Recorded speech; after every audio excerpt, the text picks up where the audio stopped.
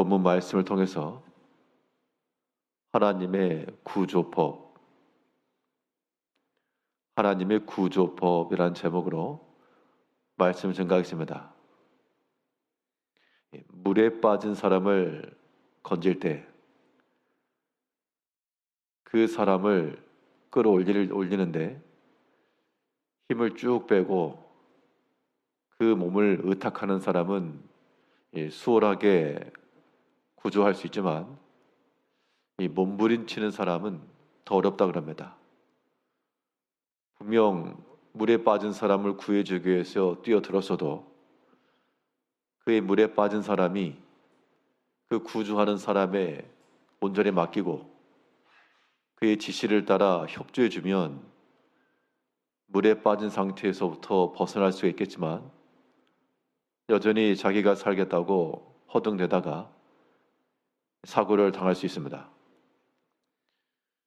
우리가 곤란과 어려움과 하나님의 진노의 심판에 빠졌을 때 물에 빠진 것과 같아서 우리가 할 수 있는 것은 스스로 나올 수 있는 것이 아니므로 우리를 구원하실 수 있는 하나님을 찾고 부르고 그를 전적 의지해야 되겠는데 그러한 고난과 위험 속에서 우리를 구원하시는 하나님의 그 구하시는 방식과 원리를 우리가 이해하면 어려움의 때라도 벗어날 수가 있습니다.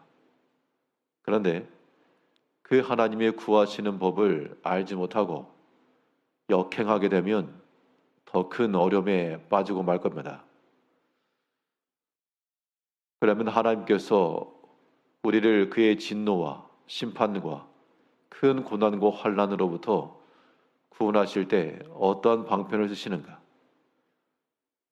우리가 어떠한 것을 잊지 않고 잘 유지하고 지켜야 이 고난의 때에 구원함에 이를 수 있겠는가? 오늘 본문 말씀을 통해 살펴보게 되면 먼저 하나님께서 우리에게 던져주시는 구명보토와도 같은 것은 깨끗하고 진실한 마음이라 그랬습니다. 사람이 왜 악과 심판에 빠지는가? 그 이유가 다 하나님 앞에서 바르지 못한 그런 마음과 행실 때문이고 온전히 하나님을 섬기지 않고 우상을 섬기며 하나님을 멀리하며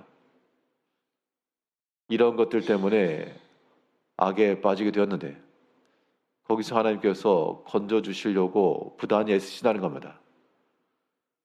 그러면 그 하나님의 구조법을 따라 우리 마음을 깨끗하게 하고 진실함 가운데 나가면 건짐을 받겠는데 근데 사람들이 그 때를 벗어나려고 허둥대는 도리어 허적거리는 하나님의 구조법과 역행하는 모습을 보인다는 겁니다. 오늘 보면 13절에서 화 있을진저 그들이 나를 떠나 그릇 같음이니라 패망할진저 그들이 내게 범죄하였음이니라 내가 그들을 건져주려 하나 그들이 나를 거슬러 거짓을 말하고 하나님을 떠나간 자들도 그 앞에서 범죄한 자들도 하나님께서 고쳐주시고 회복하게 하시고 건져주시길 원하는데 그런데 내가 그들을 건져주려 하나 그들이 나를 거슬러 거짓을 말하고 결국 이것 때문에 하나님께서도 건져주지 않으시고 이 거짓된 것을 버릴 때까지 여기서 말하는 거짓된 것이라고 하는 것은 모든 겁니다. 거짓된 모든 것. 우리는 우리 개개인의 삶 속에서 혹은 우리의 인격적 측면에서 이러한 면면들을 발견할 수 있습니다. 사람이 악해서 그렇다기보다 하나님을 온전히 의지하고 신뢰하지 못하고 사람의 생각과 그 방법이 끼어들기 때문에 이러한 면이 나타날 것인데요. 이것이 도리어 방해가 된다는 것을 우리가 깨달아야 되겠습니다. 사람이 어리석어서 사람의 생각을 따라 나갈 때 더 잘 될 것이라 생각하지만, 그러나 더 큰 지혜는 사람의 생각을 내리고 하나님의 생각으로 자기의 생각을 대신할 줄 아는 것이 더 큰 지혜입니다. 많이 배우고 못 배우고의 문제도 아니고 노소의 문제도 아니고요. 얼마만큼 하나님을 더 찾고 의지하고 신뢰하는가의 여부이므로, 이제 하나님께서 우리를 건져주시기 위해서 애쓰시고 안타까운 마음으로 보시니까 우리의 그 하나님의 구하심에 응답받으려면 이 모든 거짓된 거 버리고, 또 하나님을 떠났다, 잘못된 길로 갔다, 그 잘못된 길을 돌이켜 바른 길로 나아가길 힘쓸 때라야 하나님께서 우리를 건지시고 도와주신다는 겁니다. 이제 하나님의 구주하시는 그 원리 가운데 모든 거짓된 것들은 이건 방법이 없다. 오직 깨끗하고 바른 마음을 가지고 하나님을 진실히 섬겨야 되겠고요.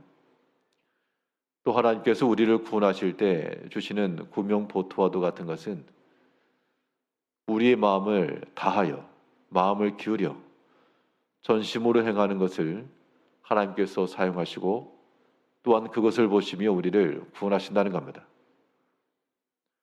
그런데 사람들이 하나님을 전심으로 섬기지 않고 반심으로, 그러니까 절반은 하나님께 걸쳐놓고 또 절반은 반대에 걸쳐놓고 하나님을 모른다 하지 않고 말씀을 안 듣는 것도 아니요, 기도를 안 하는 것도 아닌데, 말씀 듣는 것도 그의 말씀에 순종하기 위한 마음으로 듣는 게 아니라 자기의 가려운 귀를 긁어줄 말을 듣고 원하고, 기도를 안 하는 것은 아니나 다 자기를 위한 것을 구하고, 이게 잘못되었다는 겁니다. 하나님께서 우리를 건져주시려 할 때 우리의 마음을 다하고 위선됨 없이 거짓됨 없이 하나님을 찾아야 되겠는데 그렇지 못했다는 겁니다. 14절을 보면 성심으로 나를 부르지 아니하였으며 오직 침상에서 슬피 부르짖으며 곡식과 새 포도주로 말미암아 모이며 나를 거역하는도다. 하나님께 부르짖긴 하는데 마음을 다해서 진실한 마음을 따라 부르지 않았다. 여기에는 무언가 섞였다는 것인데, 사람의 생각이나 세상의 욕심이나 개인적인 것들이 다 섞여서 겉으로는 하나님을 진실히 섬기는 것처럼 보이나 그 속은 그렇지 아니한 그런 이면적인 위선적인 모습들을 보여줍니다. 속과 겉이 다른 그런 면이 우리에게서 발견되지 않도록 우리는 마음을 다하여 겉과 속이 일치하여 하나님을 진실히 섬겨야 되겠고, 또 부르짖긴 하는데 오직 침상에서 부르짖으며 곡식과 새 포도주로 말미암아 모이며, 그러니까 부르짖는 것도 하나님의 구원과 그의 나라를 위해서 구하는 것이 아니라 자기의 슬픔 속에서 자기 자신을 위해서 구했다는 것이고, 포도주와 곡식과 이것으로 말미암아 모였다. 먹는 것 문제로 이 문제 또한 우리 가운데 슬픔에 대해서 구하긴 했지만, 이런 것도 사실 구하긴 구해야 되겠죠. 그런데 오직 그것으로만 구했다는 겁니다. 오직 침상에서만 부르고 오직 곡식과 새 포도주로만 모이고, 이것은 반심의 신앙입니다. 우리가 하나님 앞에서 하나님이 우리를 구원하시고 건져주시려 할 때 하나님이 능력이 없고 못하셔서가 아닐 겁니다. 우리가 돌이키지 않고 회개하지 않고 바른 마음을 갖지 않으니까 하나님께서도 지금 때를 기다리시는 거죠. 애타는 마음으로.